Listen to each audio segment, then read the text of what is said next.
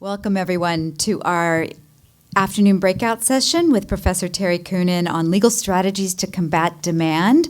And if I had better eyesight, I would read his introduction over my phone, but of course I need my computer. But been introduced, so don't. Really? Oh yeah, they already read. Okay, you all know who he is, but I want to add something. Which is that I'm so grateful to Terry for making the trip, for taking the time away from family and your work to be with us today. Terry and I have known each other for almost 50 years. Yeah, I can blame him for a lot of the good and the bad that happened in my life as a sort of older brother. So to be able to be with him today for me is a huge joy. And I know many of you in the room have met Terry over the years. So without further ado, Terry, take it away. Good. Thank you, Chris. Chris and I met when we were 2 years old. This is why we were able to know each other for this long. But Chris and I were both products of the Catholic school system in Los Angeles, which has, again, been such an important part of my life, and I know Chris's as well. It's also a really important part of the work that I do as a human rights lawyer. Again, I shared some of my bio that, I wasn't always a lawyer or human rights lawyer. It was actually, I was a theology major at the University of Notre Dame, went forward actually in the seminary, but ended up because I wanted to work with victims. I had worked extensively with young survivors of torture in Chile in the years that I was there as a Catholic seminarian. I worked with a great group. In Spanish, it was called La Vicaría de la Solidaridad. It was the Catholic Church Human Rights Office, the Vicariate of Solidarity. And when I got to Chile as a seminarian, the thinking was, I'm going to look and see, how does the Catholic Church operate? What should I learn as a one-day to-be priest? And what I saw was actually the Catholic Church doing hands-on human rights work. And that was so inspiring for me that the work in a military regime where there's torture and forced disappearances, this is the work that the Catholic Church does. And that continues to stay with me. This is what inspires me now even as a Catholic human rights lawyer to get up every morning and get to do the work that we do. That it's our Catholic social teaching, but it's the dedication of our church to doing hands-on human rights work, working with victims, with survivors, always taking that victim-centered approach. That's why when Chris mentioned this group to me, and I'd actually done some things over the years with you, but I was so happy to actually get to first of all, see you live after 3 years of COVID. Just great to get to be in the same room once again with all of you. As I think I mentioned a little bit in the plenary session, it was the work that I had done with the church with survivors of torture that taught me an awful lot about trauma. We did not have the language then, this was over 30 years ago, we didn't have the language, especially the scientific language about trauma that we now know. Much of what we know in the anti-trafficking field, it hasn't come from lawyers, it's come from social workers, from therapists, from neurologists, as they continue to teach us how it is that victims, survivors, continue to actually suffer, even at times years after their ordeal, in a sense, has ended. And this has also led to what we now look at as the in-demand movement, this question of how do we get at the causes of human rights violations such as trafficking? How can we stop them? What I'd like to do today is actually wear not just my Catholic attorney's hat, but my attorney's hat, and look at legal strategies that actually go into combating demand. How do we get at, especially what Peter talked about, the supply side of human trafficking? A lot of my work at FSU, it's day-to-day work with survivors, and not just of human trafficking, but also, again, torture survivors, refugees from around the world, abused immigrant women. When I was first brought to FSU, and this was about 22 years ago, and asked, will you start a human rights center? And I said, well, I like that idea. I don't want it to just be sort of an ivory tower. I don't want to just talk about human rights ideas. If I do come, I'd like to actually do human rights work. And the university was wide open to that. A number of us, when we were being interviewed, were asked, so what should FSU do to basically be a player in human rights? And as we were being interviewed, I realized now we were being asked by the university, think about how can the university do human rights? And I looked at the school, I thought you've got a law school, you've got a great social work school, a film school, a nursing school, art therapy, music therapy, a business school. You have a great many disciplines, and all of those students should be trained on human rights.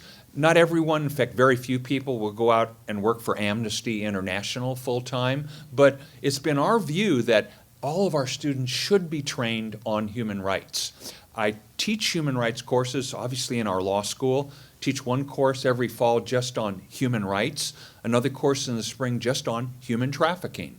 But I also teach in our film school, I teach in our religious studies school. The great thing for me has been the ability to get to teach and have colleagues all over that university. I'm also fond of saying that human rights are far too important to be left to the lawyers of the world, that we absolutely need professionals in a host of other disciplines to really advance human rights. And that's been our vision. Just this year, we established an interdisciplinary human rights major at FSU. You can now major in human rights, but we encourage students take courses from all over the university. It's based actually in our religious studies department. We're the only human rights center in the country that has a human rights major based in our religion department. And that makes sense because it's that view of the world that I think all of us here share that informs why is it that we actually do the work that we do. So that's a little bit more about my background. I can't say it too loud at a public university, but that Catholic social teachings are the great model for how we do human rights work at our state university there at Florida State. It is the most consistent model of all the models that I've seen for how should we be difference makers in the world. And what I loved, and I mentioned about this earlier, is that it's so human-centered that, as we'll see today, at times there's a lot of ideological issues that sadly are dividing people in the human rights field. One of the prime questions is the question of consent, that do women consent to prostitution? One strong school, it's called the abolitionist school, says women can't consent, that it's all exploitation that's beyond their ability to control. Even if they did think they're consenting, they really aren't. There's another school, it's called the pro-work school, that says, no, sex can actually be a form of work, a legitimate form of work, and that women can and do consent to it. What's sad for me, having worked in the anti-trafficking field for about 20 years, is that that has fundamentally divided us. This question about, is there consent in prostitution? Is all prostitution sex trafficking? Like a lot of sort of controversies, it's generated more heat than light. It continues to divide the anti-trafficking field, and in many ways the human rights field as well. I'm very grateful for the Catholic approach that says we don't get lost on either one of those. We actually work with the people that are at the heart of this, and as Peter mentioned, we also work with the perpetrators. We work with who are the men, and that's what the In Demand movement is all about. How do we better address the men, the clients that perpetuate both prostitution and sex trafficking? One of the things that we'll look at today, and this is still an issue, is that for a long time here in the United States, we've looked at it through a legal and actually a criminal law paradigm. We've actually looked at the question, essentially, how do we better get after traffickers? All right. Now, prior to 2000, when we actually had this landmark law, it's called the TVPA, Trafficking Victim Protection Act. My law students spend many, many months looking at that. But what it very importantly did was actually created the legal definition of human trafficking. That before 2000, if you had trafficked drugs or heroin into the United States, you could get a life sentence. If you had trafficked a 13-year-old girl from Mexico, the most you could get was a year or two. There was no legal definition of human trafficking. The crime was not commensurate at all with the sentencing, and it was not lost on people, Congress and law enforcement, victim advocates, that we have to do something. We have to actually define this crime, and we have to go after the people that commit it. That has still characterized most of the approach that we have in the United States. It's a criminal law approach. It basically says that if you're doing something illegal, like prostitution or if you're undocumented working here, in order for us not to treat you as a criminal, you have to prove that force, fraud, or coercion, psychological coercion, were used against you. And as we'll see today, that's a pretty high burden for our prosecutors, and that a great many cases that we know involve trafficking can't be proven up in court. And that's because we still have what's primarily a criminal law view of what trafficking is. Now, I love the fact, and I work closely with Catholic Charities all over the country, the great survivor work that Catholic Charities and a host of other NGOs, non-governmental organizations, do. But what the in-demand movement also says is that, for far too long, when it comes to prostitution, all we've done is arrest the women, and that this is what this responds to. Shouldn't we be doing something differently than just arresting the women that are in prostitution? And as I had mentioned, in working with victims, survivors for over 20 years now, my impression is that it's not really about choice, it's more about lack of choice. The women that are in prostitution have a very, very poor, very limited menu of options made available to them. It's really about lack of choice. So the whole debate about can women consent to it, at the end of the day, that for me is neither here nor there. The in-demand movement says we're going to focus on the males. We're going to focus on the males that purchase women, that make up the market for human trafficking. So I want to look at that today and look at what are the things that we're learning about in-demand. It's become very, very popular in the sense that even entire countries are now actually implementing in-demand laws, and we'll look at some of those today. We'll also look at what I call the shaming side of the in-demand movement, this idea that we will shame the men that are actually engaged in commercial sex. And we'll talk about that, but how that might also be very limited in terms of a response. Does it really change the way that we operate as a society? But let's start by looking at the in-demand movement. It is a new legal movement. It's a new approach just in the last 20 years. When I talk to my undergrad students, they don't understand that the last 20 years is still pretty recent. It was a couple years ago that I was asking a student, and we were looking at human trafficking, about what happened in 1989 that changed the world. And I asked my students, an undergraduate class, and none of them knew. And I said, 1989, fall of the Berlin Wall, the end of basically the Cold War. And another student raised her hand and she said, Professor Coonan, you remember the fall of the Berlin Wall? At that time, I really felt old. At that point, I thought, I'm older than I think I am. But I told her, yeah, it happened shortly after the dinosaurs went extinct, and you need to know about it. It changed the modern world. That's when actually human trafficking really became significant. It's because people could move across borders.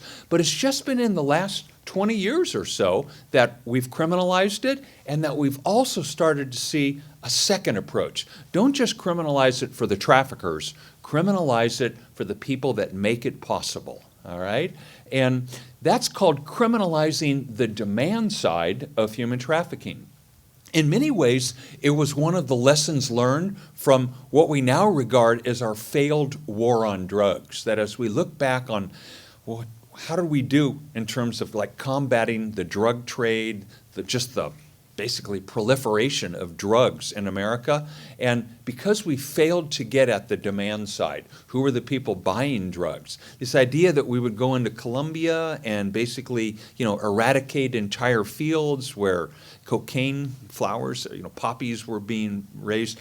It didn't stop the trade at all because of the demand, because there were still Americans willing to pay prices to basically buy drugs. So that it was in the 1990s that it was a number of actually feminists that basically said, here's the lesson learned, how we failed in the war on drugs. Let's basically do better when it means how do we address prostitution and sex trafficking? So it was a response to basically what we did not do well, what we learned, how we had failed in our war against drugs. Okay? It's very much a supply and demand approach. And what it looks at really is the business of human trafficking. One of the things I've had to do just in the last couple of years is be an expert witness in a number of federal cases that all involve sex trafficking. And what I'm oftentimes asked to come in and talk about is how does it operate as a business? That it is absolutely recognizable as a business. There are business plans that are out there. Very sad, this is the other kind of sad downside of our culture. We talked again at our session this morning with Peter about how a lot of what we're dealing with is culture, what young men learn, often what young women learn too about being in the life of prostitution. But it's a business, and there are books that are out there. There are videos, how to pimp. Here are the 10 commandments of pimping. There's an entire range of materials that are out there that basically, sadly, teach our young men, here's how you operate as a sex trafficker. And we're having to respond to that. We're having to respond to the fact that this is a major business. The first case I was called in on as an expert witness was a civil case against Ghislaine Maxwell. This is the woman that had been the partner of Jeffrey Epstein. He was the private purchaser of, as it turns out, hundreds of sex acts from young women in North Florida. But it was Ghislaine Maxwell who was his recruiter. His girlfriend, she basically went to high schools all over West Palm Beach, recruited young women from high schools, from malls, from fast food restaurants to basically say, hey, come to Jeffrey Epstein's house and give him massages. That turned out to be a lot more than massages. But I was asked, number one, is that sex trafficking? And of course, it absolutely is. And that number two, what was the business model? And it was very, very clear that Jeffrey Epstein and Ghislaine Maxwell had an entire business model that they operated with. So this is oftentimes what I'm asked to talk about in a federal, oftentimes a civil suit, where someone, or at times hotels now, are being sued for what it is that they knew or should have known about sex trafficking as a business that was operating within that hotel. The logic of the in-demand movement says that if we just eliminated the demand side for prostitution, you'll eliminate the problem itself. And it's not itself faulty logic at all, meaning that we absolutely have to address demand. It won't be enough to just look at, is it out there? What can we do to prosecute people that might be sex traffickers? No, we have to address who are the men in particular for sex trafficking that make it profitable. And it's been largely a contribution of our feminist authors and our feminist thinkers here in the United States that said the model that we have of arresting women for prostitution, it's never worked. It blames the wrong people. It doesn't account for why it was that they got pulled into prostitution. We're arresting the wrong people. And law enforcement that I work with say, yeah, it was just a revolving door. It was a carousel. Young women that would be arrested, their pimp would bond them out, and they're back to work on Monday after they were arrested 2 nights before. The criminal law approach to just going after the women, a dismal failure. And this is what many of our feminist thinkers, Catherine McKinnon, but a number of them, basically in the 1990s started pointing out that the whole system, the judicial philosophy, seems wrong-headed. It's really not going to end this system at all. It just arguably punishes the people that have already suffered a lot and continue to suffer. So they said, we have to look at sex trafficking and prostitution as a business. This was a book that actually came out a few years ago. Siddhartha Kara, a colleague of mine, actually had been up at the Kennedy School at Harvard for a while, but he wrote a book, basically Sex Trafficking Inside the Business of Modern Slavery. And he's an economist, interestingly enough, not a lawyer, not a human rights person. He just decided, I'm going to look at how is it that sex trafficking and prostitution operate as a business. And at the time, this book got a lot of press.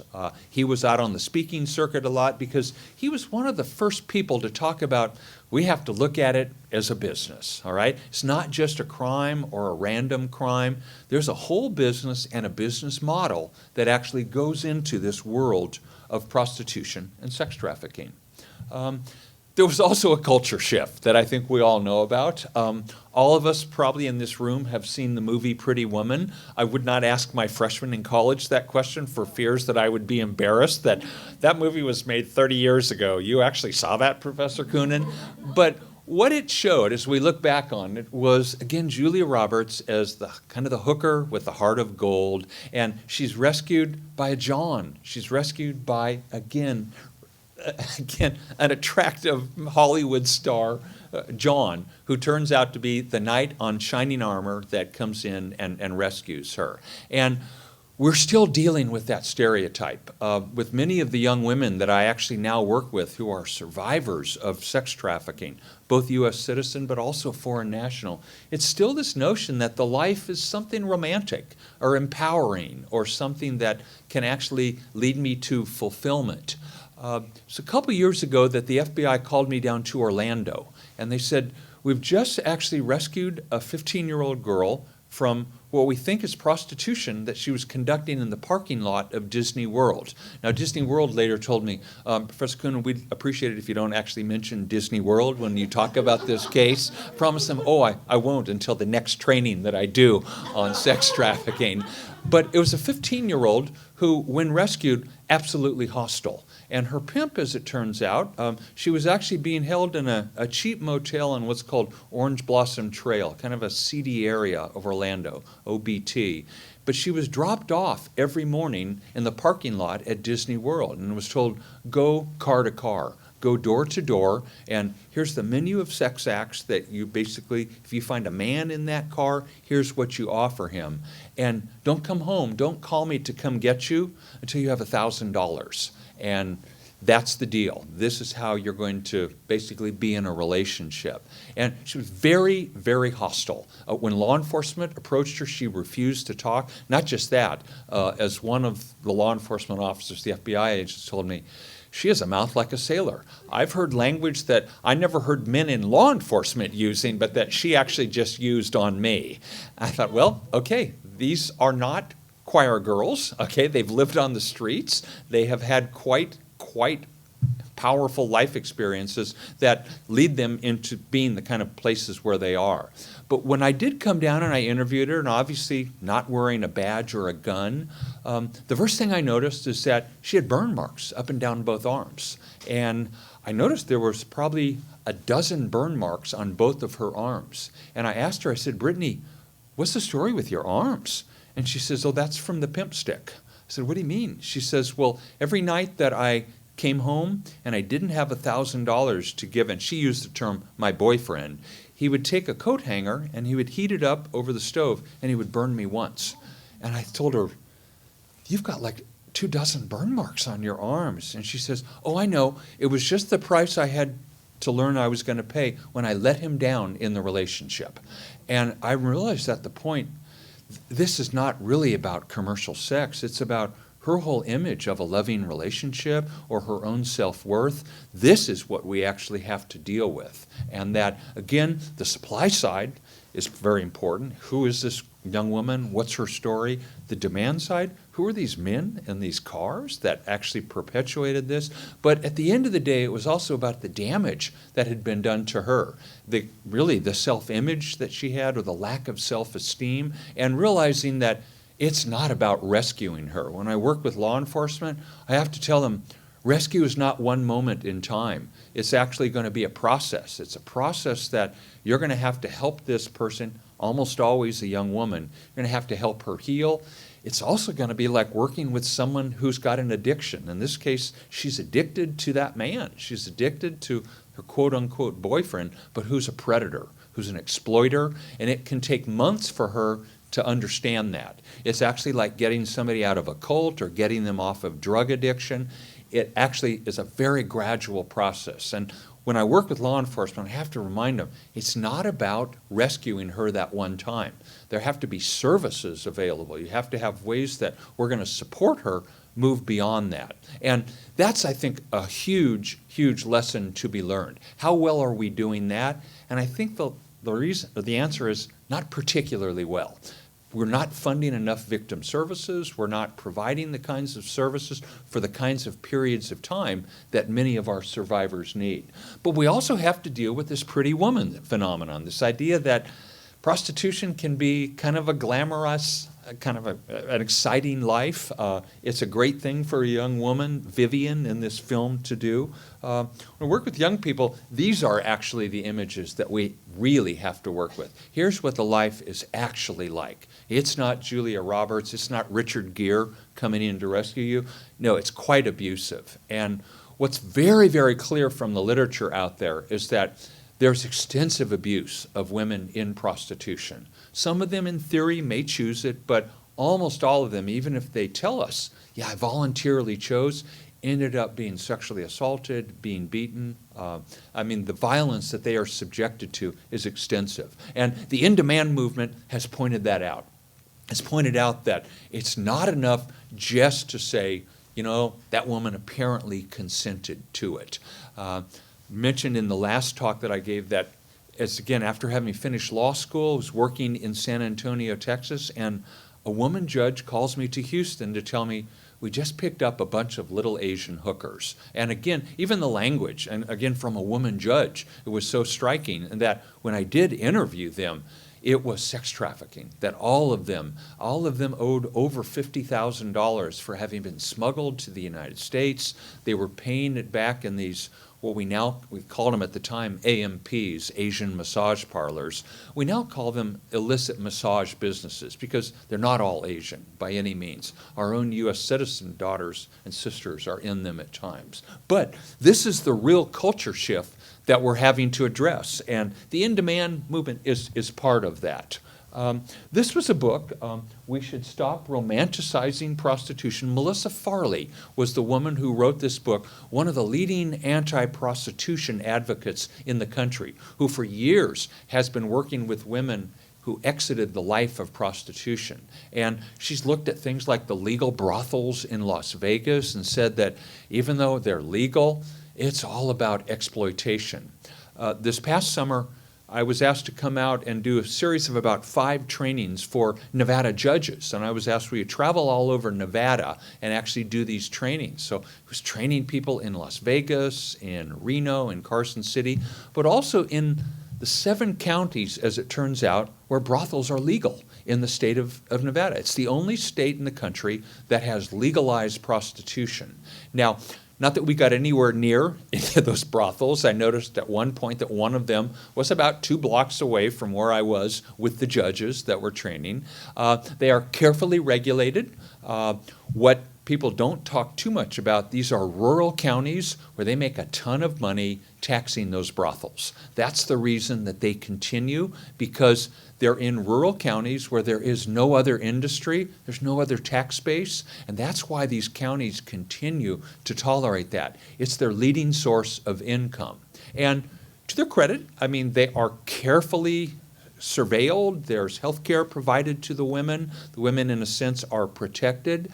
What we're seeing, though, is that a great many of those women are sex trafficked outside the brothel to conventions or shows in Reno or Las Vegas that even though they might be protected within that brothel, they're very, very often taken out of that where they are, in fact, sex trafficked. So there's that whole problem that we have that when any government, whether it's the state of Nevada or any other country, legalizes prostitution, you've perhaps created a very, very small pocket where it's protected, but outside there's always abuses that continue. Melissa Farley has been one of the lead thinkers basically bringing that to our attention. She wrote an article that I have all my law students read called The 10 Myths That You Must Know in Order to Continue Prostitution. And it's basically the myth that, prostitution, it's a choice. Prostitution is nonviolent. Prostitution is something women can leave when they want to. It goes through the whole series of myths that for many years informed especially how law enforcement looked at prostitution. So she's been quite good at countering, and it's a cultural message. Here's how sex trafficking was tolerated. Okay? What we're going to look at today is this very, very strong movement that part of the in-demand movement says it's not enough to arrest the woman. It's not even enough to arrest the pimp, the trafficker. We have to arrest the John. And that has been a major, major emphasis in the in-demand movement. And it's one that we'll look at least from my perspective as a lawyer, human rights lawyer, and a law professor, how do we assess that? Okay? There's typically three ways that the in-demand movement goes after male clients. The first is stings. The sting is essentially where law enforcement will put out a message, come to such and such a hotel. There's a 13-year-old or a 14-year-old girl here that you can have sex. They set up, they literally wait for someone to come into a room, offer money, and then they're arrested. So we're seeing stings all over America, and it's a prime tactic that law enforcement uses as part of the in-demand movement. Arrest the men that create the demand for prostitution. There's also what they call reverse stings, where it's essentially going to the John, going to the client, where it will typically be an undercover police woman. She will go to where the John is, could be his house, could be a hotel. Once he then basically offers money in return for sex, he's arrested. But that's where typically the law enforcement goes to where the client is. That's called a reverse sting. Other area is called public shaming, and this has been in many ways a controversial area, but ways that without arresting people necessarily, we can shame them publicly. Essentially the scarlet letter, but the scarlet letter not put on Hester Prynne, but rather on the men that might be involved in purchasing sex. I want to look at each one of those three things. The first one is stings, and this is a county sheriff, Sheriff Grady Judd. He is in Polk County, Florida, just south of Disney World, and it is his mission in life, as he told me at one point, he says, Professor Coonan, I smoke out perverts. I said, well, you do. He does stings several times a year. Being law enforcement, this is what I love having law enforcement partners, they always have these quite remarkable names for their stings. So that he does one around Halloween every year. I'm sure we're going to see it in another week. And he calls it Operation No Tricks, No Treats. He does one around the time of the NCAA basketball playoffs every March, and he'll call it Operation March Sadness, not March Madness. I think he enjoys sitting in his office somewhere thinking, okay, what's the name I'm going to come up with for the next sting that I'm going to basically do? He's become famous for these stings. Again, I mean, news is all over it, and he features himself at press conferences following every sting, where he'll walk through, here are the people that I arrested. Here are their jobs. This guy's in the Air Force. Oh, these two people work for Disney World. Oh, I guess Disney World is not the happiest place on earth, is it? I mean, it's full of, to be quite honest, grandstanding and editorial comments, all right? They are stings. They're meant to basically get at who are the men that would purchase sex. Advocates, in particular anti-trafficking advocates that work with victims, are increasingly reluctant to look at this as a kind of a legitimate way for tax dollars to be spent. Because their point is, there's no real victims that are involved in these cases. No young women who we know are out there being trafficked get rescued. That it's a fiction, it's basically a sting, and yes, every year, twice a year or more, you can arrest hundreds of men that are stupid enough to basically answer that ad on the internet, come to this hotel where you've set up shop, and be arrested. But for a lot of our advocates, they say, you know what? We have so many young survivors of sex trafficking, they're not being served by these stings at all. So that's increasingly a critique made by our human rights groups, but also by those that work with survivors, that in this era of scarce resources, why are we putting so much into these stings and actually not doing more for the victims? But here it was, October 2017, Operation No Tricks, No Treats. Several hundred men that basically were arrested. And this is kind of the new version of what law enforcement used to call the perp walk. Used to be when they arrested somebody for any crime, the perpetrator, they would handcuff them, ideally in their home or their place of work, and then make them walk outside in their handcuffs. The idea, it's the perpetrator walk. We're going to shame you. Well, this is the modern version of the perp walk. And again, Sheriff Judd is an expert at doing this. This was his case that, again, in one sense, quite successful. It was an internet child sex trafficking sting. 277 suspects were arrested, which tells us a lot about the demand side, that there were 277 men. They included pimps, doctors, lawyers, teachers, and one of his own sheriff's deputies. Clearly that deputy had missed the memo that day that said, we're doing Operation No Tricks, No Treats in this particular hotel. Everybody should know about that. He missed the memo. He got arrested. Sheriff Judge is quick to say he no longer is employed by the Polk County Sheriff's Office. But it is a reminder, and again, Peter mentioned this too, who are the people, who are the men that basically perpetuate sex trafficking and prostitution? Yes, Sheriff Judd can smoke them out, and yes, they're out there. They're out there, many of them quite influential, quite affluent, many of them what we'd call pillars of society. And that's part of the issue, and that he is quite good at smoking them out several times a year. I would have thought that at some point people would just learn to beware of Polk County. Beware of any kind of ad on the internet that says, come to this hotel in Polk County. But no, every year, several times a year, he will, as he says, smoke them out. Okay?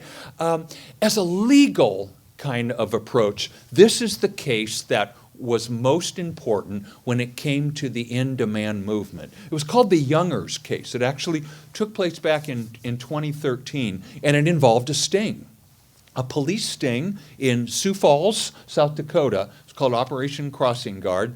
They clearly need to talk to Grady Judd to come up with better names for their stings. But they used Backpage, which was, again, kind of an online classified ads that was notorious for allowing pimps to advertise young women.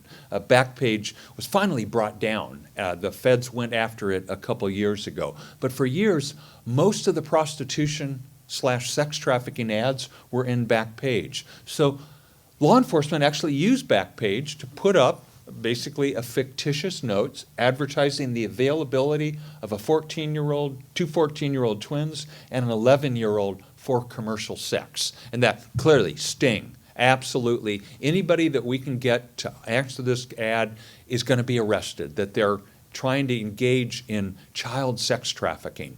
By the way, if you're an adult, you have to show that force, fraud, or coercion has been used against you if you're engaged in prostitution. Wisely, U.S. law says if you're a child, you don't have to prove up force, fraud, or coercion. That the law says it's just like statutory rape, that it's a crime if an older man victimizes a younger woman under 18 for any kind of sex. Normally we call it statutory rape. We call it child sex trafficking, and the child, in fact, does not have to prove up force, fraud, or coercion. Or in these cases, these stings, there doesn't have to even be a child. That if somebody's answering that ad, they can actually be prosecuted. And that's what this situation was. Very sad. This guy was a social worker, a 40-year-old social worker. He actually crossed state lines, went from Iowa into South Dakota. The messaging, he actually basically sent emails saying, yeah, I'd like to arrange for oral sex with the 11-year-old. He then drove across state lines where he was arrested. He and actually two others were arrested as part of this sting. There never was an actual child. It was purely a sting. And he was actually arrested on child sex trafficking charges. From a lawyer's view, what was interesting about the case is that his defense was, I can't be charged as a sex trafficker because when we talk about drugs, a person who buys drugs is never called a drug trafficker. They're basically a purchaser. But drug traffickers are people who provide drugs. So the same should apply to sex trafficking. I mean, I was there to purchase sex, but I wasn't the one who was providing it. So the law simply cannot apply to me. You can't call me a sex trafficker any more than you can call somebody who buys a dime bag of dope a drug trafficker. That was kind of the common sense that he basically argued. It went all the way up to the Eighth Circuit Court of Appeals, the federal appeals court that deals with cases from that section of the Midwest, and it was a novel legal issue. Does this federal law on sex trafficking, does it actually include buyers as part of the definition of who traffickers are? And most of us who looked at it thought, probably not. Probably not. That was my feeling at the time. I thought, I just haven't seen any cases where a buyer could actually be looked at as a sex trafficker. In a life-changing decision, Eighth Circuit said, oh no, they absolutely can. They can because of the demand side of sex trafficking, that clients as well as essentially pimps, they can all be charged with sex trafficking. And here's what the court said. The court looked at the definition of sex trafficking in the law, and they said that you're a sex trafficker if you're a recruiter, a transporter, if you're a provider, meaning a pimp, but they also used the word obtaining. That's what the court decision came down to, that they said the law also includes this phrase, if you have been involved in obtaining a sex trafficking victim, you can be charged as a trafficker.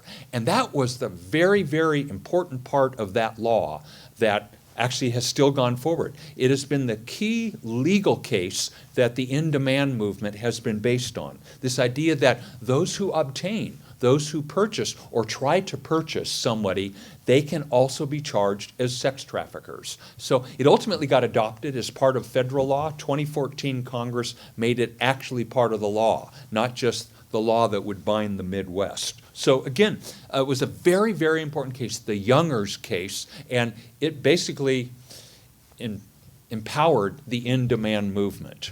Okay. Sadly, Youngers committed suicide in his car the day before he was going to be sentenced. I mean, the whole case was sad from beginning to end. And what Peter talked about, how we actually have to work with these potential perpetrators as well.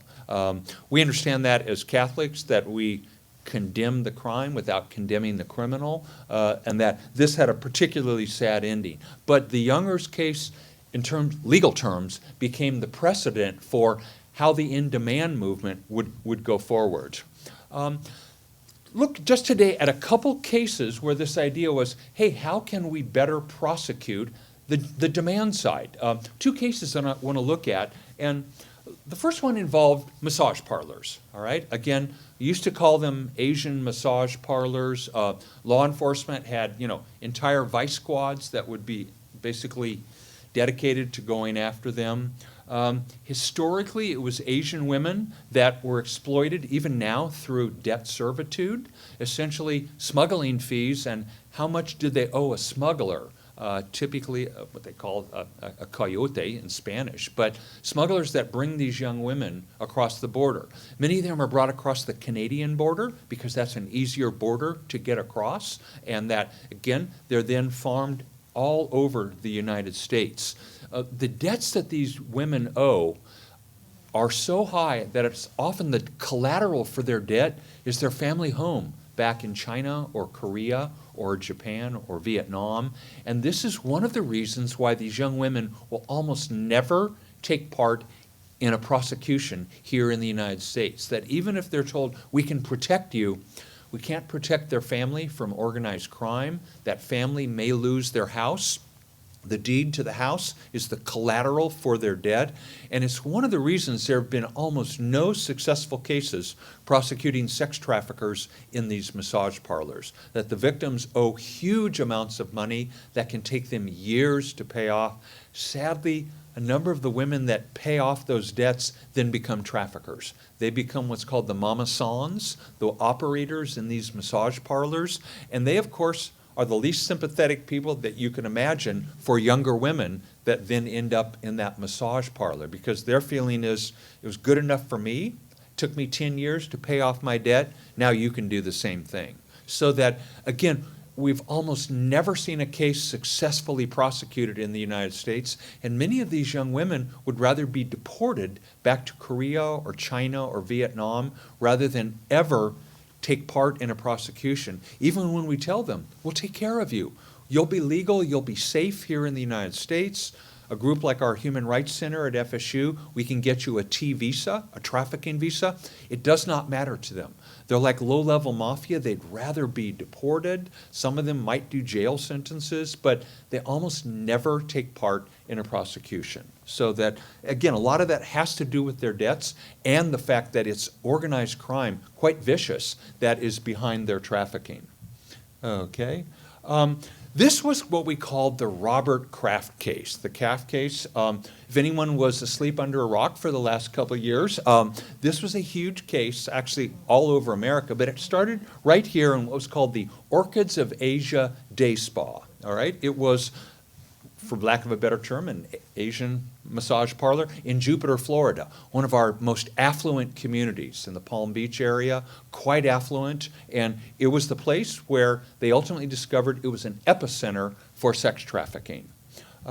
It was a Florida health inspector who encountered this case. It wasn't law enforcement. It was a woman who was going in just to find out, is this, are they abiding by all the sanitary requirements that a massage business in Florida has? She goes in and she realizes there's mattresses up against the wall in the back of this massage business. Women who are working in this business are sleeping here. That, by the way, is a prime, what we call red flag indicator when I train law enforcement, service providers, or increasingly regulatory people. It turns out this was someone that had been part of a training that I'd done for our Florida Health Department, and that's one of the things we stressed. Do you see indicators that someone is actually living in the very place where they're working? And that's what she later said. She says, yeah, Professor Coonan, that was exactly what I saw. There were 6 mattresses up against the wall in the back of this massage parlor, and these 6 Chinese women that were living and working there in this parlor. Martin County Sheriffs, again, kind of a rural county just north of Palm Beach, they then did a 6-month undercover operation in which they actually got basically surveillance cameras into the back rooms where those massages were being given. They ran 24/7 for about 6 months. And what they discovered, over 300 men in that time got sex acts in the back of those rooms. That it, in fact, was a repeated process that very, very clearly, whether you called it possibly prostitution or was it sex trafficking, was that debt being held over the women's heads. But for however you cut it, there was a lot of commercial sex being basically conducted in those rooms. And one of the men caught on tape was the owner of the New England Patriots, Robert Kraft. Needless to say, he was going to bring a lot of money into fighting that. He was arrested along with 300 other men.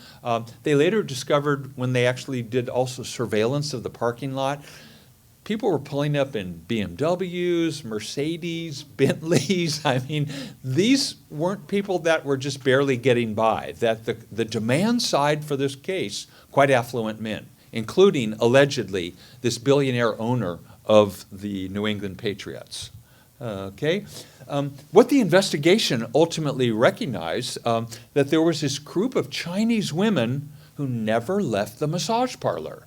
And that not only that, but they tracked their movements. They had all been brought into the United States in Flushing, New York, Queens, and that they were actually exploited first in Flushing, in massage parlors there, but they were then moved down I-95, again, the major highway up and down the East Coast, and there were several dozen massage parlors that they would actually be put in, typically just for a week or two. We can only surmise that they were perhaps conducting illicit massage businesses there, but then they would be moved. That in the same way that a lot of our other victims are frequently moved in sex trafficking cases, these women were moved. But they ended up in Jupiter, Florida. That appears to have been the end of the line. And this is what they discovered. Not only was it just one place in Jupiter, it was most likely several dozen massage parlors that they all found out were organized by people back and owned by people back in China. It was organized crime. Okay? Sadly, the case fell apart. It made huge news.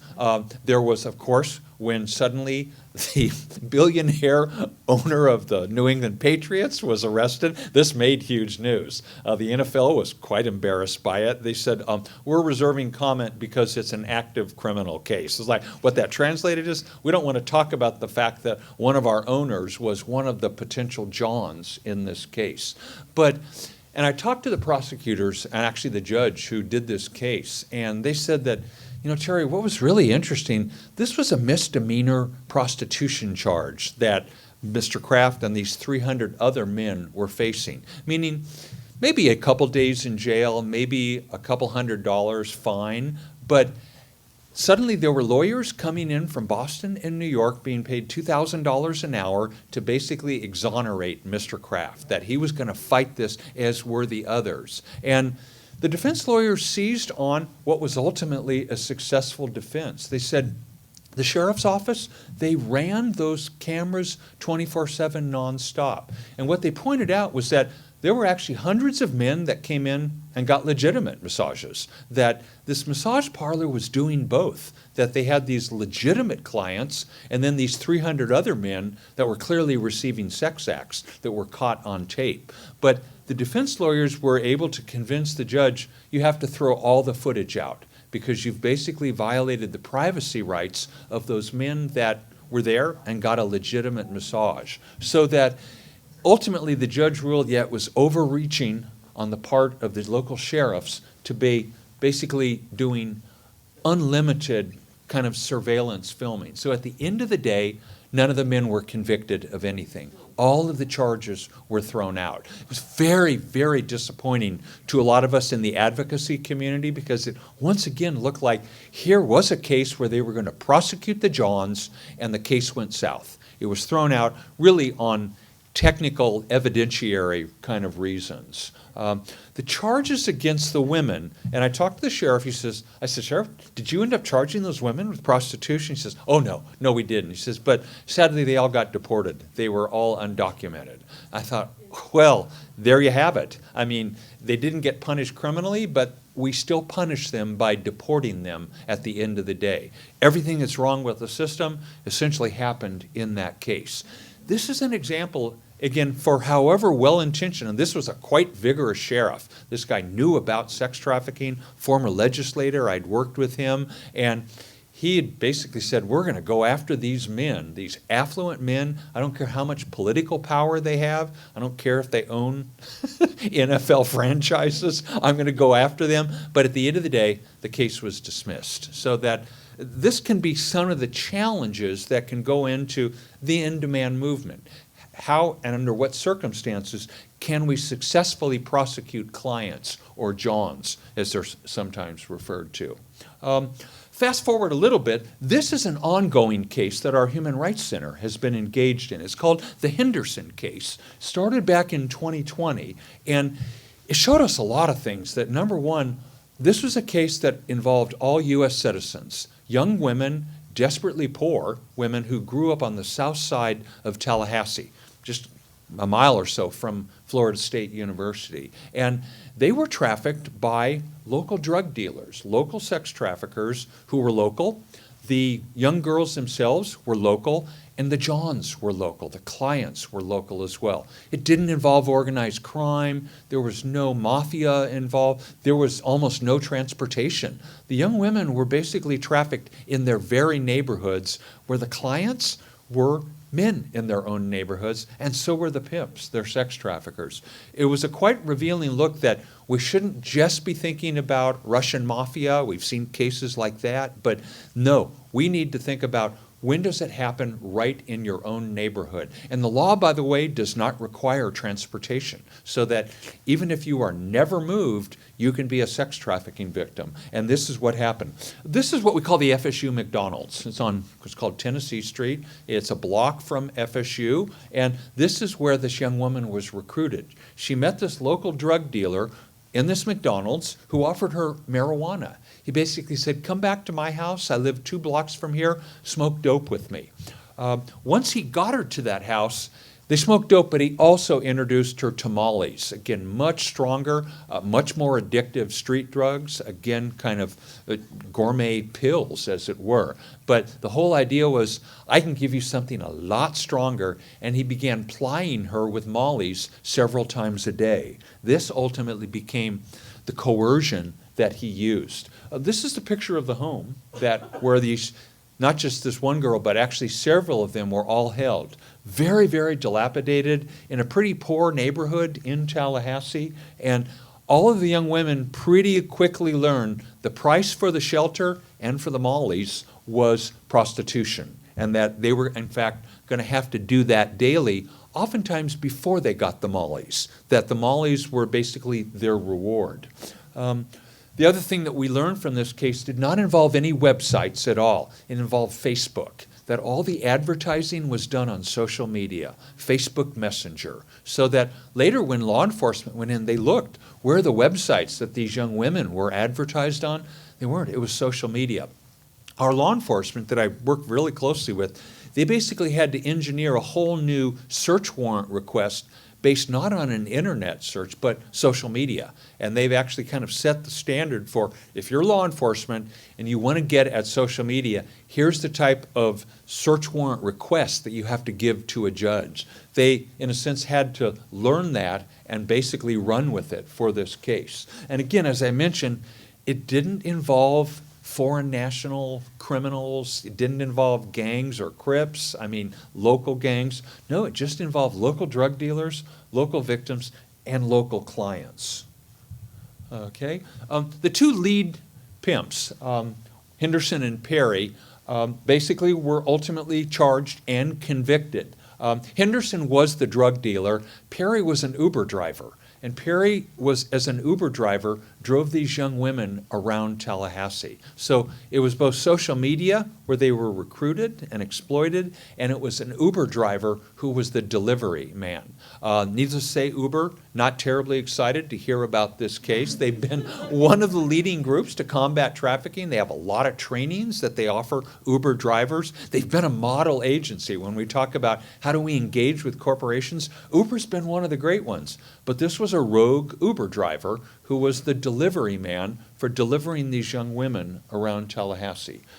They were both charged with sex trafficking of minors and statutory rape.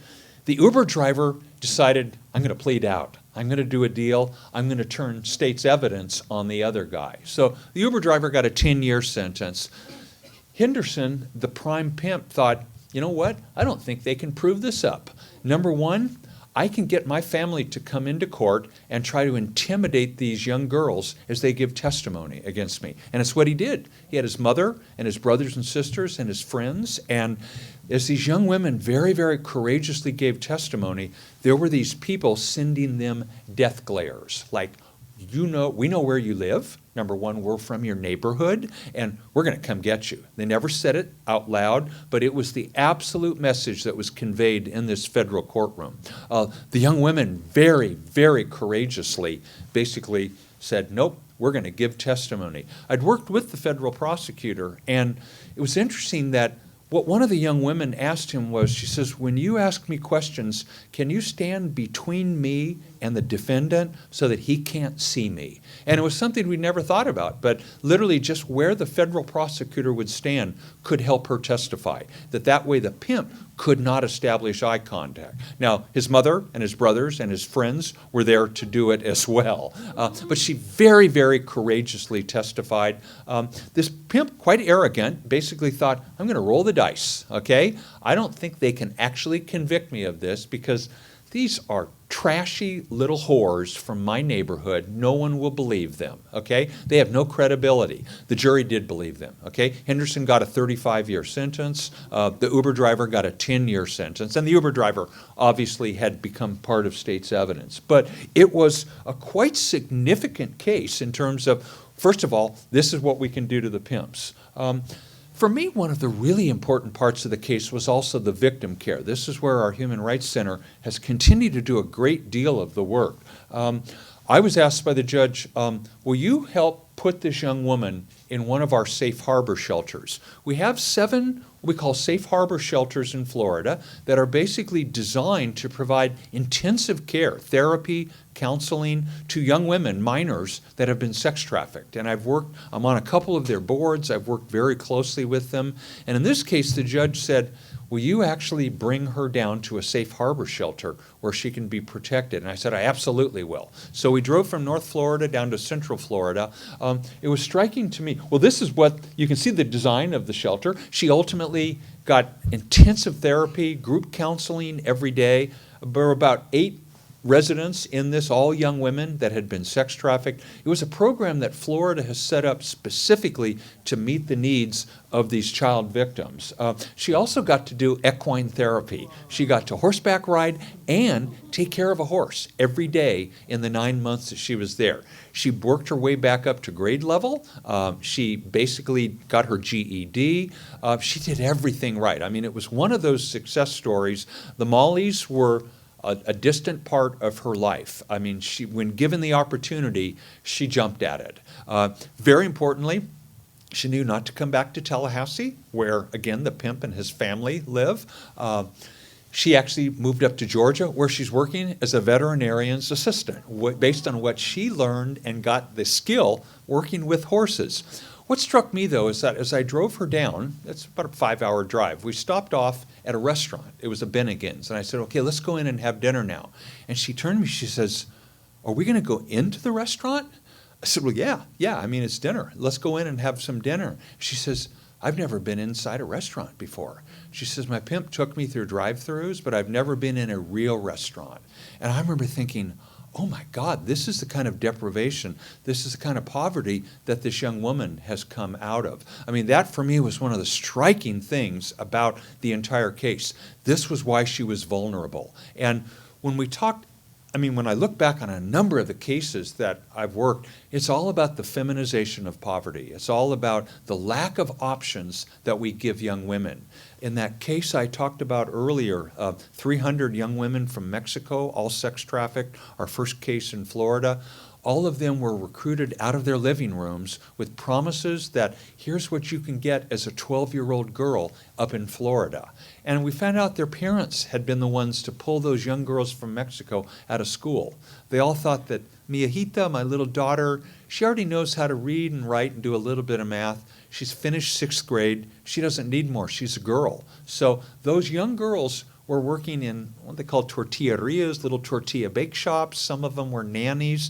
They could only earn about $40 a week. That's why they were vulnerable. That's why when, in fact, a woman came and recruited them, that it was like game over. They were told there are these great jobs up there in Florida. It was not. It was sex trafficking that was waiting for them. So whether it's a young U.S. citizen child or a vulnerable young woman in Mexico or any other country, it's all about vulnerabilities, that our traffickers absolutely exploit vulnerabilities. At times it's somebody that's undocumented, but as we've learned now, it could be a chronic runaway U.S. citizen child. It could be a homeless person. It could be somebody who's developmentally challenged. What we're seeing is a host of just different vulnerabilities that traffickers go after. And again, this was for me one of the great lessons that, oh my God, this was what she actually came out of. But this was the other very important part of this case. Local law enforcement went back. They identified from Facebook Messenger that they had subpoenaed 177 men in Tallahassee who had purchased these sex acts. And they're now, all of them, each one of them, being prosecuted as sex traffickers. So this is one of these cases. A number of them have already either pled out or been given sentences. This is where the in-demand movement is making progress. That, again, didn't happen against that billionaire owner of the New England Patriots, but in this particular instance, because law enforcement, very savvy, basically said, yeah, we are going to go after the Johns. Not just the 2 guys that we put away successfully who were the traffickers. We're going to go after the men that created the demand, the market for this. So it's been a great lesson learned that this is the complete way to prosecute a case. And again, for me, of course, as a victim advocate, what's most satisfying, that young woman is in the process of healing, that she's been given a new lease on life. But I am very happy that the men that made that possible, who exploited her, they're actually facing some serious criminal charges. So again, some successes of our in-demand movement.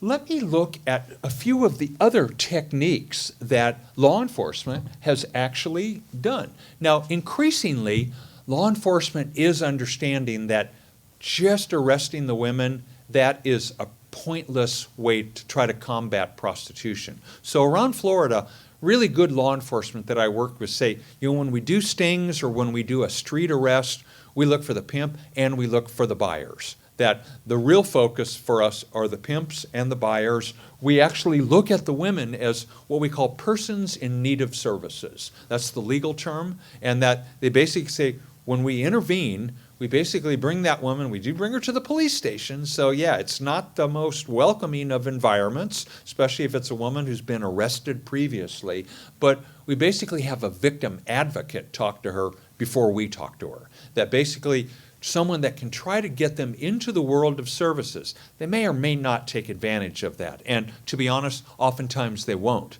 And a week later, they're back out on the streets. But I give law enforcement credit that they are understanding that that old model of just arresting the women encountered in prostitution, that's a dead end. That they will never stop prostitution or sex trafficking based on that. Okay. Let's look at a few of the other legal models, though, that are actually being explored these days by law enforcement and by the judicial system. We now have what we call John schools. These are essentially, they operate like traffic schools, like any of us who have ever gotten caught speeding or doing whatever. We can work that off by going to a traffic school on weekends. You can even do them online now, typically 8 to 16 hours where you have to be schooled on what good driving habits look like.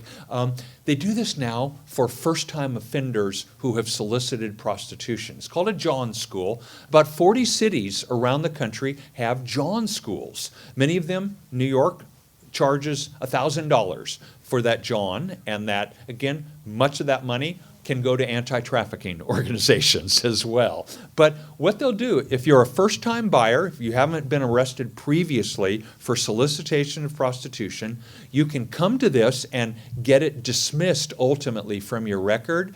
And it's all about training them over the course of 8 or maybe 16 hours. Some of them are 40 hours. But that basically, prostitution is not a victimless crime.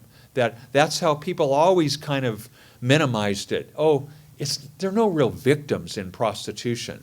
What these John schools do is explain the women that are in that most likely had a very poor menu of options. They might have gotten pulled into it as children. Maybe it's drugs. Maybe it's the fact that they were sexually abused in their homes. A lot of the therapists I work with tell me, oh, Terry, sexual abuse in the home of a child, that's like boot camp for sex trafficking. That's the absolute young woman that can ultimately be exploited because she's already been, in a sense, desensitized or sexualized. And that part of her identity becomes, what can she do for men? And John schools are there to teach men a different paradigm. It's very much what Peter talked about in this idea that we have to basically do a paradigm shift. We have to counterculture. We have to basically say, here's the reality of this prostitution business. So John schools have become one of the new techniques to basically get first-time offenders to basically a chance to reassess what they're doing, a little bit of who they are, as Peter mentioned as well. Here are some of the more controversial things. John's public billboards, okay? This has been challenged on civil rights grounds, but it's where, and it's a little bit like what Sheriff Judd does when men who are arrested for prostitution get their pictures put up. In a number of communities, they put them up on bulletin boards or on billboards all over, so that this is definitely the shame walk, okay? That you get arrested and your picture could end up on this billboard right in the middle of town. Now, this is one of the places where defendants and good defense attorneys have said, this is a due process right. That person hasn't actually been convicted. They've just been charged. They've been accused of this. So this is going to be most likely not something that we'll see nearly as much of in the future. It is one of the places where I think for valid reasons it's been challenged legally. That when you put people who have been arrested, put their picture up on a billboard, that takes away from their due process rights. But that's been part of what some of the people in the in-demand movement say, absolutely. Put a bigger billboards, put their names and their telephone numbers on that, put their addresses, where they live. That won't pass legal muster. I do have to tell you that as a lawyer. But it is, and again, an interesting part of the shaming techniques, and again, they're controversial. Do we really get at eliminating sex trafficking by shaming the Johns? One school of thought says yes. This is another really interesting technique. It's called Dear Jane letters, where the wives of these guys get a letter sent to them in the mail. Dear Mrs. Smith, do you know that your husband was arrested for solicitation charges? Oh, he didn't talk about that at the Sunday dinner table? Well, he is. He is facing that. So that this has been another technique. There's been a lot of questions and not enough real good studies done about deterrence. Like, what is it if you're basically called out by Grady Judd, if you're publicized as being a person that was engaged in soliciting prostitution, would that deter you, or would it have deterred you if you knew that might happen to you? There's been different studies that say different things, but this is what's interesting. In almost all the studies, the men say that if they'd known that their wife was going to find out about it, they definitely would not have done it. And this is the logic of Dear Jane letters that basically inform the wife that even though John did not talk about this at the dinner table, this is what he's facing. And this does seem to be an area where there's some deterrence factors that can get played out. So it's informing wives that their husbands have been arrested for prostitution or for solicitation. Again, one of the things that our in-demand advocates are all about, shame these guys, and interesting that the guys themselves say, well, that's the biggest form of deterrence. I don't want my wife to find out what I was doing. Okay. Minnesota, for its part, just looking at a couple of the legal strategies, they've done something that no other state in the country has, that how they define sex trafficking. And what Minnesota says is that any act of prostitution that involves a third-party facilitator, meaning a pimp, that's sex trafficking. So they don't require force, fraud, or coercion. I mean, that's the kind of high burden that our very good prosecutors face. Normally, they have to basically face, how can I prove to a judge and a jury that, force or fraud or psychological coercion was used against this woman, typically. Minnesota says we're not going to require force, fraud, or coercion. If you just show there was a third-party facilitator, oftentimes a woman, we're going to regard you as a trafficking victim. So they have taken the burden off their prosecutors to basically this high legal burden, prove up force, fraud, or coercion. And they're saying if there's a facilitator, and it's simple logic, there's no such thing as a nice pimp. That male or female, pimps are basically predators. And that's been the logic of this Minnesota statute. And again, no other state in the country has basically followed their lead. I've proposed it in Florida. We haven't gotten anywhere with that. But Minnesota, a very, very, I think, enlightened statute to basically say, you know what, if there's a third-party facilitator, it's trafficking. Okay, here's what we did do in Florida, though. It was a few years ago, the governor, it was then Governor Scott, he came to me and he said, Professor Coonan, he says, I want you to help me. He says, we really want to fight sex trafficking in the state here of Florida. I want to do something, but it can't cost the Florida taxpayers any money. It's got to be zero fiscal impact. And I said, so Governor, it means that you're against sex trafficking as long as it doesn't cost Florida taxpayers anything? He said, Professor Coonan, that's not what I said. He says, but we have to find a way that's not very expensive, that won't add a whole lot of costs to Florida taxpayers' shoulders. And what I did, I went back through our statutes in Florida, and what I discovered was that at the time, there was a fine of just a couple $100 if you solicited prostitution. And it was so little that prosecutors, it wasn't worth their time to go after people that had solicited. It would actually cost them more in terms of their own time as prosecutors to get the couple $100 from that John. So I went back to the governor and said, let's make it $5,000. Let's make it a $5,000 fine if you're arrested for solicitation, and that $4,500 of that is going to go to our safe harbor shelters.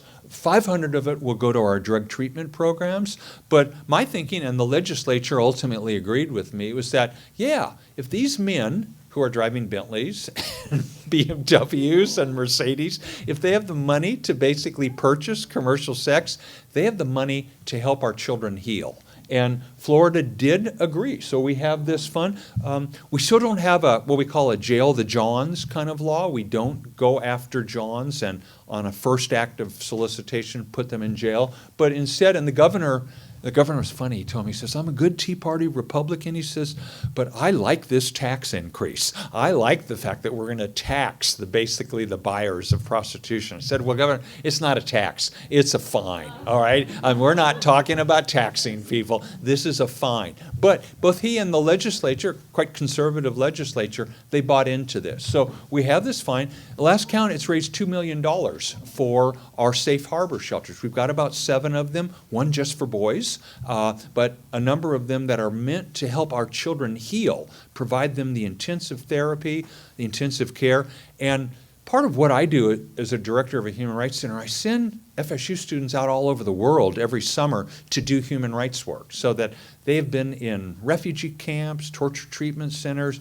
They go to international criminal tribunals in The Hague, but I also send them to safe harbor shelters, social work students, where they basically spend a summer working with these children who are badly damaged, and that they need sort of thing that won't happen overnight, but how do you actually help somebody be restored after these terrible, terrible predatory things that are done to them.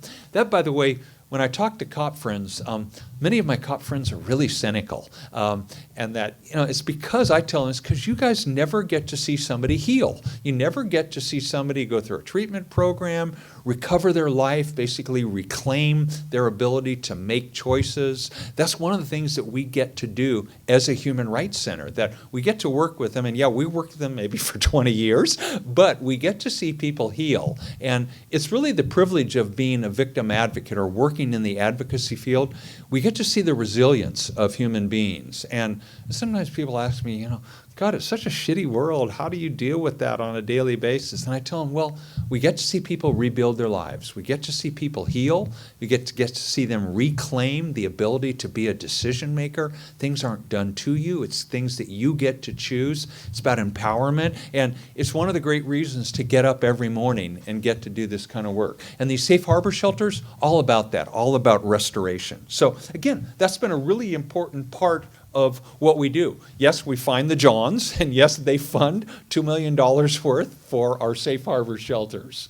Final thing I'd like to do before I just open it up to questions, let's look at a few of the international legal models that we're now seeing on how to basically go after prostitution to basically eliminate sex trafficking. 4 different models that sort of the international community at national levels is embracing. Now, the first one is the failed model. It's where we criminalize prostitution. It doesn't work. We still do it here in the United States. In a lot of places, it is just a cycle. We arrest women. They're back out on the streets 2 days later because we haven't actually met their needs. We haven't actually intervened in any meaningful way. That's what we call the criminalization model. And sadly, that's been the way that most countries, including the United States, have dealt with it. Okay? It's our traditional model. It's completely ineffective, and it's also tremendous gender bias, that it's the women who have historically been the ones that get prosecuted. The male buyers, the male pimps, historically have been mostly untouched. Okay? Here's the second model. And this is a number of countries like Germany or the Netherlands, they say, or the state of Nevada, we're going to basically get at sex trafficking by legalizing prostitution. And that they say that we're going to create these safe zones where if women choose to be in prostitution, we'll protect them. That they can legally work there, they'll get health care, they won't get beaten up because we're going to basically police it. We're going to basically sanitize prostitution. We're not going to condemn them as sex workers. They're going to say, we're going to actually protect you as you choose to operate in prostitution. This is also, though, of questionable effectiveness, that it really doesn't get at the larger prostitution market. And in fact, it raises huge issues about what's it like for the government to be the pimp. It's the government that's basically perpetuating prostitution. And the Netherlands will never tell you this. They make billions of dollars every year taxing those brothels. They'll never mention that. They basically said, no, we're here to safeguard women. No, they're there to make billions of dollars.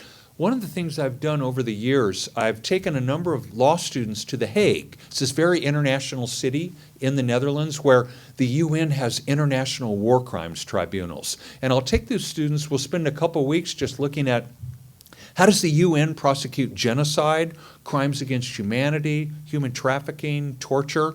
One of the things, it's about 20 miles from Amsterdam, so we will also, I'll call up colleagues that I have who are in the Dutch police, and they will take us on a tour of the red light district in Amsterdam, and basically it's the police that have told us this model, it doesn't work. It doesn't work because organized crime works around the brothel, that there might be 10 women that are licensed to work as prostitutes, but that there's another 30 operating on the fringes of that brothel. When we go in, it's hard for us to tell who's legal, who's not. We know organized crime is actually there on the fringes. It's the Dutch police that tell us they don't think that the legalization model actually works to stopping the abuses of prostitution.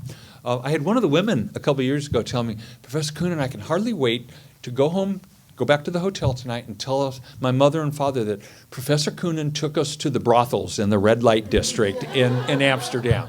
I told her, please, when you call your mother, tell her that it was a field trip with Dutch police and that there was nothing recreational. No, this was just to look at this question. How do you best combat prostitution and sex trafficking? As a Catholic attorney, I just don't believe in the legalization model because it also means that we commodify women, that we basically, on the part of a government, we say that it's okay to basically say that women are commodities and can be purchased for short periods of time in that brothel. That's a wrong message. And I think it's also wrong for governments to make billions of dollars, or if you're the state of Nevada, make millions of dollars off of those brothels. So that's the legalization model, and that, again, raises an awful lot of issues. There's a different model that's quite interesting that New Zealand has actually pursued, and it's called the decriminalization model. And what's interesting is that sex workers themselves favor this. And this is where New Zealand says, we're not going to legalize it, we're not going to basically tax it or create legal brothels, but we're just no longer going to charge anybody for prostitution or for pimping. That basically you're a free market operator. If you want to offer sex, you're free to do it. You're free to walk away maybe if you've got a pimp. Walk away, do it somewhere else with somebody else.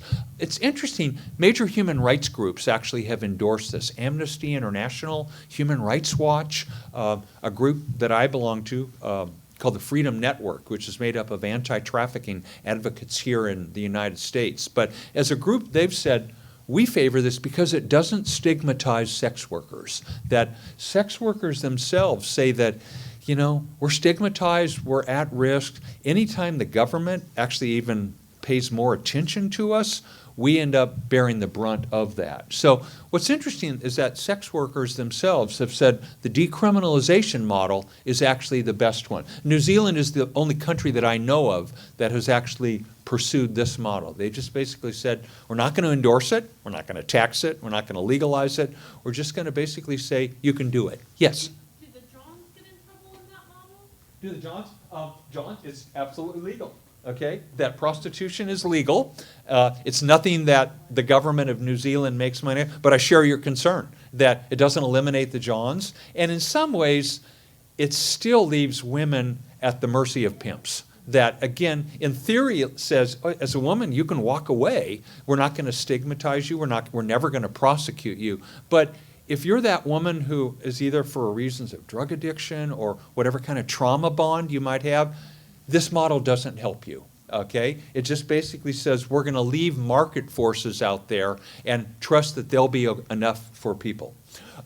The fourth model, which is the really interesting one, this is the in-demand model. It's called the Nordic or the Swedish model because it started in Sweden. And it is an in-demand strategy. It basically says, and it started in 1999 in Sweden. Sweden says, we're going to decriminalize prostitution essentially for the woman. Again, might be a man, but most often a woman. We're going to never charge a woman with prostitution. We're going to charge the two male stakeholders. We're going to charge the pimp or we're going to charge the John. So it's called the Swedish model or the Nordic model, and it's basically meant to say we're not going to blame the woman that's caught in the middle. We're going to go after the man that's making money or the man that's benefiting from a commercial sex act. So it has gotten a lot of traction over the years, Sweden, but also Norway, France, Northern Ireland. A number of countries are considering this, and it is seen as sort of the optimal solution by many of the people in the in-demand movement. It only criminalizes the role of the pimp and the purchaser, but it decriminalizes the sex work for the sex worker. Now, it's not clear whether it works. The early evidence, the first year or two, suggested that, hey, it does work. We're not seeing as many arrests for prostitution in Sweden and Norway. I'm not sure that's the proper metric, because what other researchers are telling us is just driving it more underground. That, again, the women end up having to no longer say do it on the street because their purchaser might be arrested. They have to do it in more underground, sort of more hidden venues. And a number of them have reported we're at greater risk of violence in those underground places, and that it gives us less freedom to negotiate. If we are abused, basically, what are our options? And that the growing sort of view of researchers is that this model has its own issues as well, that it leaves women more vulnerable, and what a number of women had said, it leaves us more dependent on pimps, that when we have to do it underground, we require somebody to advertise for us, somebody to bring us a customer. It basically empowers pimps. So again, it's been the unintended consequence of the Nordic model. So that these are the four international models that we're currently dealing with. None of them are silver bullets. None of the states here in the United States have a Nordic model rule at this point in time. It's not a part of any of our 50 states. It's not our federal law. But this is kind of the legal way that this is the direction that the in-demand movement is moving. Okay? And again, some of the reservations doesn't adequate the root causes. Again, it doesn't address why might women be in prostitution. It basically says we won't prosecute you, but it doesn't address perhaps drug addiction, feminization of poverty. It doesn't get to the root causes of why women might be in that prostitution business to begin with. It basically says we think we can stop the business just by getting the male pimp and the male buyer, but it does not at all address why are women in prostitution to begin with. And I think for all of us, especially with a Catholic understanding of justice, that's a crucial question. How is it that we can better combat this? We have to address the root causes, okay? In a great many of these countries, they're supposedly providing services, but they're really not. That a number of the women in prostitution have said, we're actually not getting services. We're still stigmatized.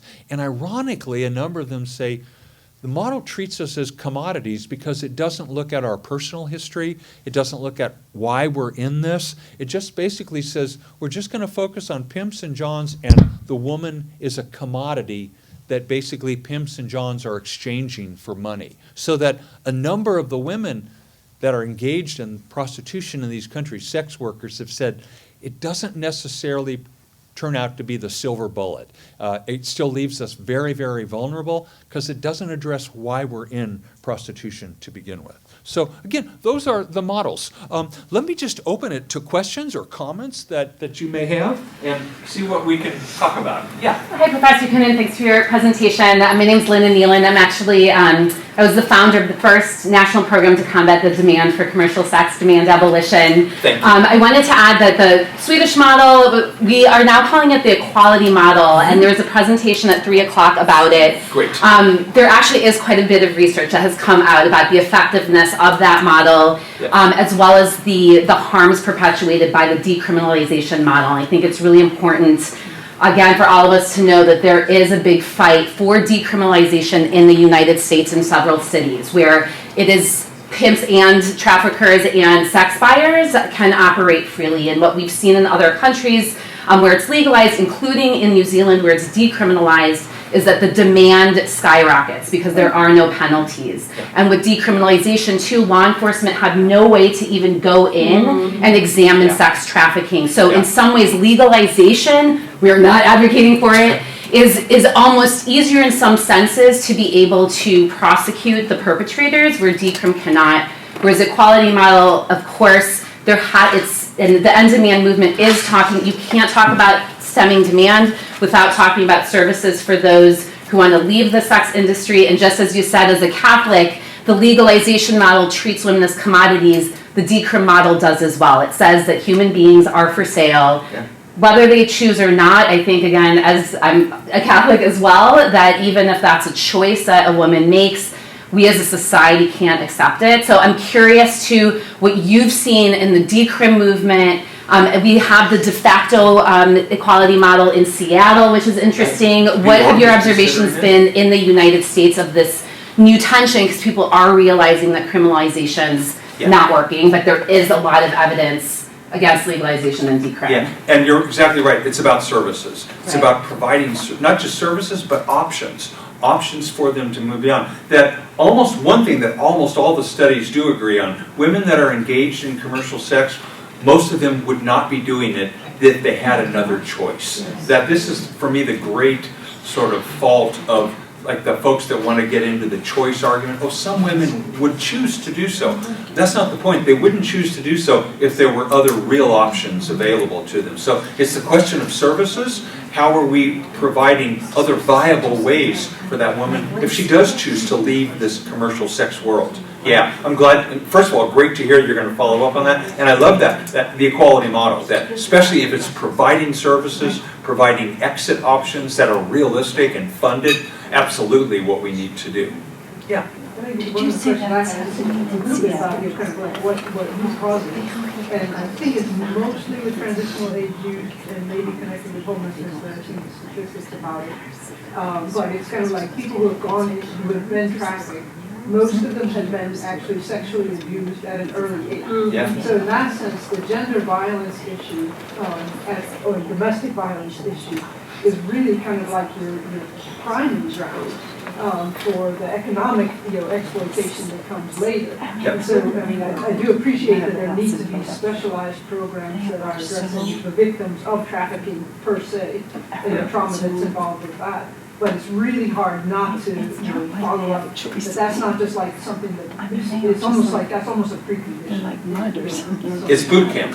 This is how therapists have told me. It's boot camp for sex trafficking. The other thing, and some of the studies have said it's as high as 90% of the victims that are actually in prostitution or sex trafficking, they were sexually abused when they were younger. Very early. Yeah. What's interesting to me, some of the newer studies say that many of the Johns, were themselves sexually abused. And that's another area where we're just starting to look. And Peter's talk, I thought, was just great this morning because it looks at what do we need to do at potential future abusers, purchasers, traffickers themselves, if they themselves have also suffered sexual abuse. How do we actually help them be restored to what we would call a more holistic view of the world? Yeah, absolutely. Yeah, two more sort of technical questions. The first, and I know in one of the cases you had noted that law enforcement was able to subpoena and use the messages through Facebook Messenger. Right. So I know some of the ICT tech companies, and Facebook is one of them, have been switching to end-to-end encryption. And there's this sort of trade-off and balance between data privacy and then how do we protect, especially children and victims of exploitation. Yeah. So from a legal perspective, has that created any issues in terms of law enforcement and the ability to prosecute? And then I guess the second question, what are the legal avenues with platforms like OnlyFans? Yeah. Well, here's the big issue that we've found with companies like Backpage is that they were basically claiming we're just like newspapers. We're an electronic form of classified ads, and that newspapers were never ever criminalized or prosecuted for things that would show up in classified ads. And the reason was that third parties actually put those classified ads in. That was the defense that Backpage and Craigslist used for years, that we're just an electronic form of these classified ads. Well, ultimately, that did not succeed, and that Backpage was brought down because it was shown that, number one, they knew that there was prostitution and sex trafficking because they even revised some of the ads. They would revise the ads to cut out what they discovered was problematic language. So that, like, the ads would say, here's, come have fun with me for 300 roses. And the idea being that, oh, that passes legal muster because it doesn't say $300. It's not a sex act. Well, they were basically said, oh, no, you know that because you actually even edited out $300 and put in 300 roses. So it showed that Backpage, Craigslist, and these other companies had actually known what they were about. There's a new law, well, new just in the last few years. One of the things that came out during the Trump administration that was helpful, called FOSTA SESTA. And it basically said that essentially internet companies, internet-based classified ads, are absolutely liable if they knew or should have known that prostitution or sex trafficking, especially child sex trafficking, was being basically perpetuated and they were making money off of it. So for years there had been a First Amendment defense that basically said, oh, you know, this is freedom of speech. You know, you can't come after us because this is just something that a third-party user, sure, they paid us $20 or whatever, but we're not responsible, and it's a First Amendment defense. And what FOSTA SESTA said is that the First Amendment does not extend that far. It doesn't extend to allowing the sex trafficking of children to occur and you to hide behind it. So, yeah. So that's where we're seeing a lot of the battle, or we have been. By the way, Craigslist, basically, all 50 attorney generals from around the country initially went to Craigslist and said, hey, there's sex trafficking and prostitution being advertised in your adult services. And Craigslist said, okay, we'll get rid of that section. Now later they discovered that those ads were still popping up in the section where lawnmowers were sold or look for a roommate.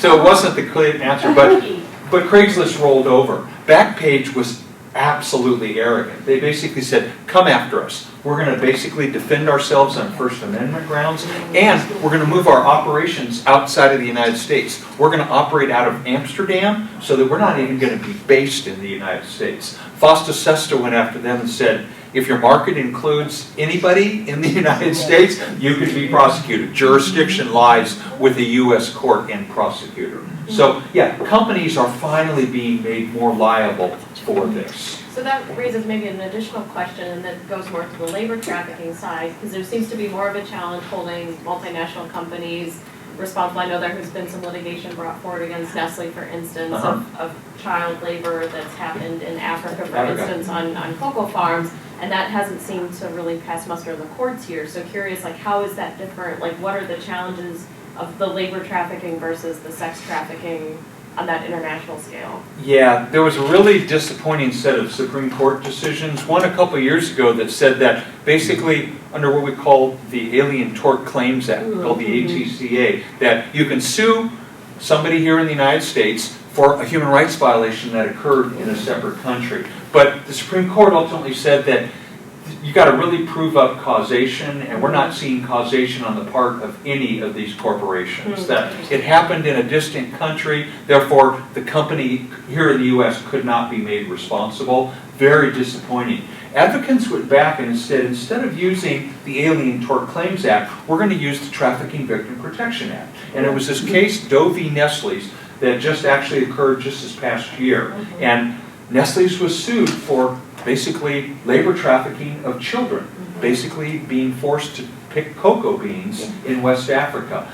And even there, again, the very conservative Supreme Court said, not enough of a connection. That it doesn't look like really anybody sitting in a corporate board office in New York could ever have been in a position to make a difference. So sadly, and a whole lot of us thought, Okay, maybe it'll be the Trafficking Victim Protection Act that we can use to get at companies. That's been cut off too. So right now, it looks like it'll be the Coalition of Immokalee Workers approach, basically telling people, boycott that company. That companies respond only to one thing, which is the bottom line. And that maybe that's the best way to get at them. Lawsuits don't seem to work. I think what we're also, so from the corporate engagement side that I do, I think we're also hoping that some of the mandatory human rights due diligence legislation that's coming out of the EU, that could have an influence, especially on the multinational companies, that they would legally be sort of held accountable, at least in that jurisdiction, and it might have influence in the It might US have as well. influence back here. Yeah, absolutely. Yeah, the international law realm is another really promising front for us. Good. Okay. Yeah, I think we're at the witchy now. By the way, when I first started teaching at FSU Law School, I asked this one professor, hey, what do I need to know about teaching law classes? He says, just one thing, never teach class right after lunch. You are basically doomed to fail. So, Thank you, you kept us all awake. thank you all very much.